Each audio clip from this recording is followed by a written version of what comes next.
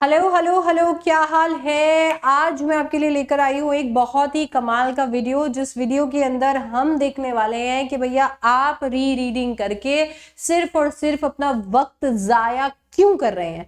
Actually जितनी बार आपको ये कहा जाता है कि रिवीजन कर लो, आप अपनी बुक उठाते हो और उठाकर रीडिंग करना शुरू कर देते हो।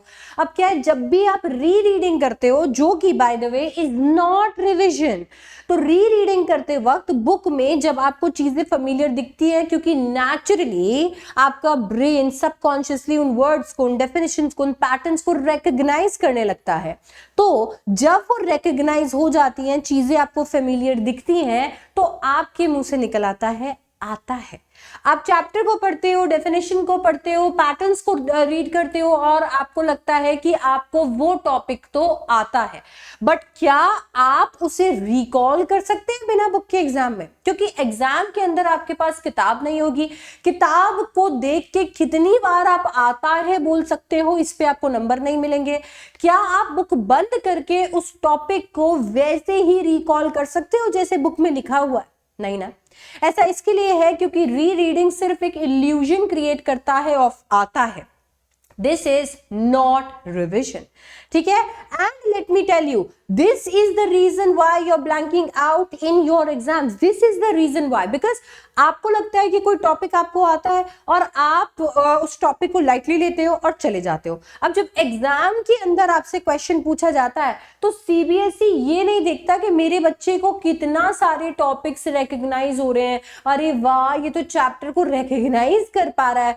सीबीएसई ये देखता है कि क्या तुम चैप्टर के उस पार्ट को रिकॉल कर पा रहे हो, क्या तुम अपने मेमोरी के किसी कोने से उसे निकाल पा रहे हो, क्या तुम क्वेश्चन को अंडरस्टैंड कर पा रहे हो, क्या तुम एनालाइज कर पा रहे हो कि क्वेश्चन क्या पूछ रहा है। And after analysing and understanding the question, क्या तुम उसका आंसर रिकॉल करके रिप्रोड्यूस कर पा रहे हो in the given word limit.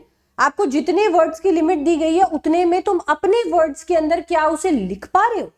जब ये कर पा रहे हो तब नंबर मिलते हैं। इट डजंट मैटर तुमने साल भर कितना पढ़ा और लास्ट में जाके कितना रीड किया, क्योंकि वो सब सिर्फ और सिर्फ आसपास के लोगों ने देखा है, सीबीएसई ने नहीं। और उसके बेसिस पे ग्रेडिंग नहीं होती।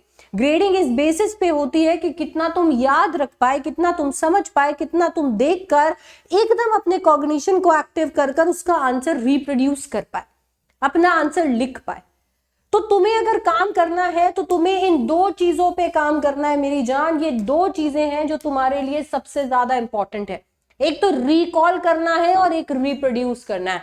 रिकॉल करने का सबसे बढ़िया तरीका है, एक्चुअली यही रियल रिवीजन है।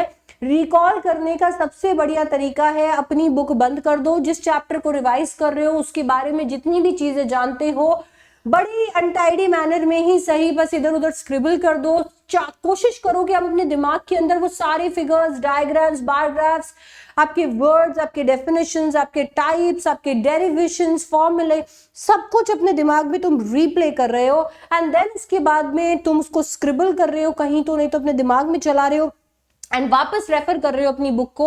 अगर तुम्हें लगता है कि बुक में कुछ और चीजें भी लिखी हुई थी जो तुम भूले जा रहे हो, तो रीलर्न करो, वापस जाओ और उन्हें लर्न करो। तुम्हें पता तो लगेगा कि भैया तुम्हारे गैप्स कहां पर है। तुम्हें आइडिया तो लग जाएगा कि यार ये चीजें मैं भूल जाता हूं, इन चीजों को मैं जल्दी से याद कर लेता हूं। उन्हें स्टार मार्क करके ज्यादा उन पे फोकस करो, उन्हें रीलर्न करो एंड देन वापस रिकॉल करो, ताकि वो रिवाइज भी हो जाए। अब रिकॉल वाला पार्ट करने के बाद रिप्रोडक्शन पे फोकस करना है। रिप्रोड्यूस कैसे करोगे उस कंटेंट को, उसके लिए आंसर राइटिंग करनी है। मुझे पता है तुम्हारे पास इतना समय नहीं है कि तुम हर एक चैप्टर के बहुत सारे क्वेश्चंस लगा पाओ। सैंपल पेपर्स ही लगा लो, 30-30, 40-40, 50-50 सैंपल पेपर्स लगाने के लिए नहीं बोल रही, 2-3 सैंपल पेपर्स लगा लो। एटलीस्ट तुम्हें पता तो लगेगा कि भैया पेन उठाकर स्पीड से लिखते कैसे हैं। तुम्हें पेन उठाने की तो आदत आएगी, बिकॉज अभी तो तुम्हारी आदत सारी टेक्सटिंग की है।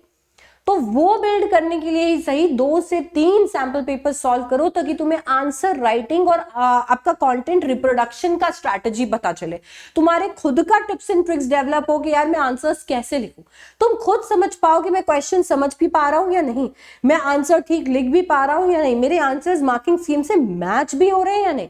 बिकॉज अभी भी तुम्हारे पास इनफ टाइम है कि तुम अपने ऊपर काम कर सकते हो। तुम रिकॉलिंग पे भी काम कर सकते हो, तुम रिप्रोडक्शन पे भी काम कर सकते हो। अभी भी टाइम है, इसके बाद नहीं मिलेगा। देखते ही देखते आप शायद फरवरी में भी एंटर हो जाओगे, 15 फरवरी भी आ जाएगी और बाकी सारे पेपर शुरू हो जाएंगे एंड फिर ये टाइम नहीं मिलेगा। इस 20 दिन के समय का इस्तेमाल करो और इस्तेमाल कर कर फोड़ दो। Let me also tell you that revision जो है, ये जो मैं पूरा तुम्हें तुम्हारी सच्चाई सामने लेकर आ रही हूं, this is not going to be comfortable. Revisions are meant to be uncomfortable. Revisions uncomfortable करेंगे आपको। जब आप खोलोगे आपकी किताब, जब नहीं समझ में आ रहा होगा तो अनकंफर्टेबल फील करोगे तुम नेचुरली, पर वही करना है।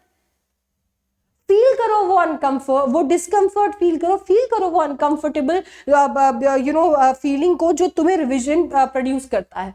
क्योंकि जब वो फीलिंग आएगी तभी तुम्हें पता लगेगा कि यार तुम कितना पीछे हो या कहाँ गैप्स रह रहे हैं, कहाँ काम करना है, और वो रियल मोटिवेशन होगा।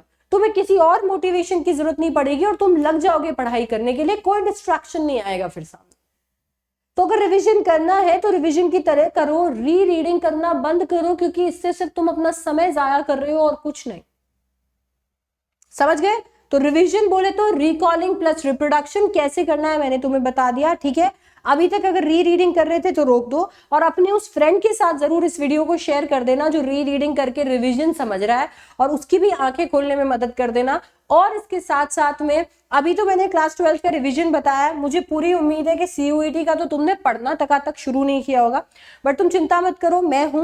रैंकर्स प्लस है, rankers plus has already begun. तुम इसका हिस्सा बन सकते हो, इंग्लिश का हिस्सा बन सकते हो। लिंक्स जो है तुम्हें डिस्क्रिप्शन बॉक्स और कॉमेंट सेक्शन में मिल जाएंगे।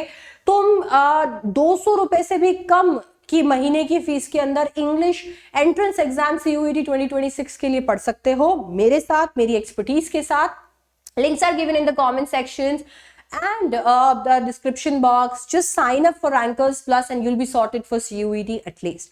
And for your revision, I am not going to leave you in between. मुझे पता है कि बहुत सारे ऐसे बच्चे भी हैं जिनको बहुत मजा आता है जब वो ईयरफोन्स प्लग करते हैं एंड देन उसके बाद में सारी की सारी स्टोरी को रिविजिट करते हैं या चैप्टर को रिविजिट करते हैं।